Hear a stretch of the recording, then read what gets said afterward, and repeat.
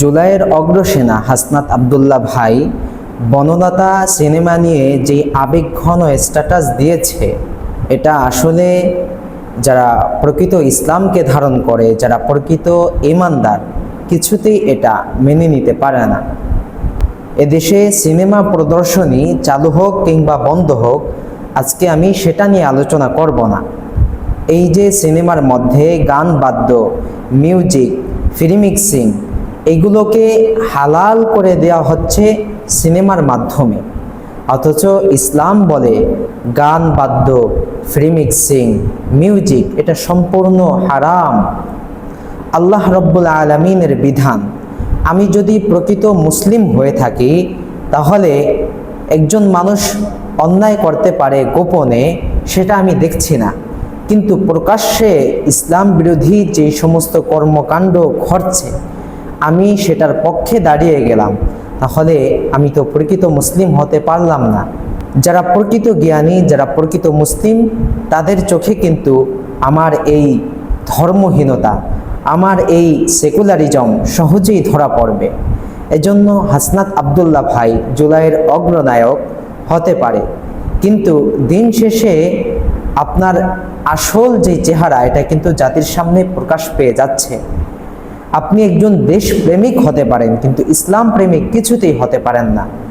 কথাটা এজন্যই বলেছি, আজকে এখনো পর্যন্ত এদেশের জেলে হাজার হাজার, শত শত ওলামায়ে কেরাম জেলে বন্দী রয়েছে, কিন্তু তাদের পক্ষে এইভাবে কয়দিন আপনি স্ট্যাটাস দিয়েছেন, আবেগঘন স্ট্যাটাস দিয়েছেন, পোস্ট করেছেন।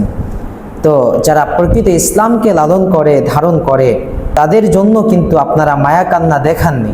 কিন্তু বনলতা সিনেমা ব্রাহ্মণবাড়িয়ার তৌহিদি জনতার তোপের মুখে যে বন্ধ হয়েছে, তাদের ইমানের দাবি যে তাদের ভূমিতে এরকম ইসলাম বিরোধী কর্মকাণ্ড হতে দেওয়া হবে না, এটা তাদের ইমানের দাবি ছিল, সেই ভিত্তিতেই তারা কিন্তু প্রতিবাদ করেছে।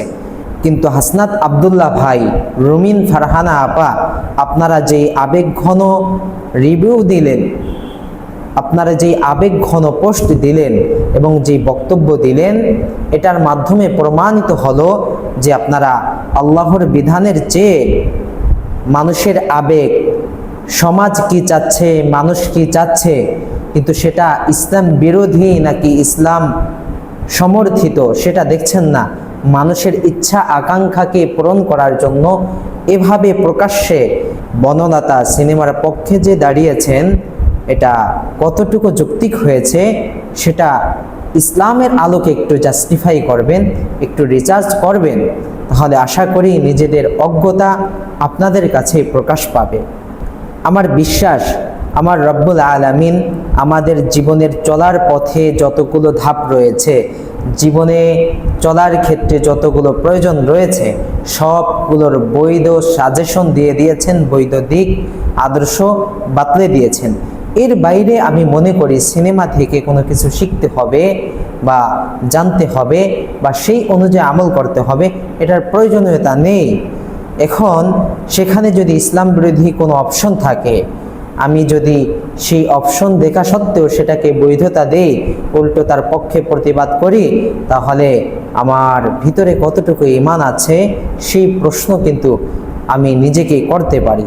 এজন্য আমরা যারা জ্ঞানী রয়েছি, প্রকৃত ঈমানদার রয়েছি, তারা এভাবে প্রকাশ্যে কখনো ইসলাম বিরোধী কাজকে সমর্থন করতে পারি না। আল্লাহ রাব্বুল আলামিন আমাদের সকলকে হেদায়েত দান করুন।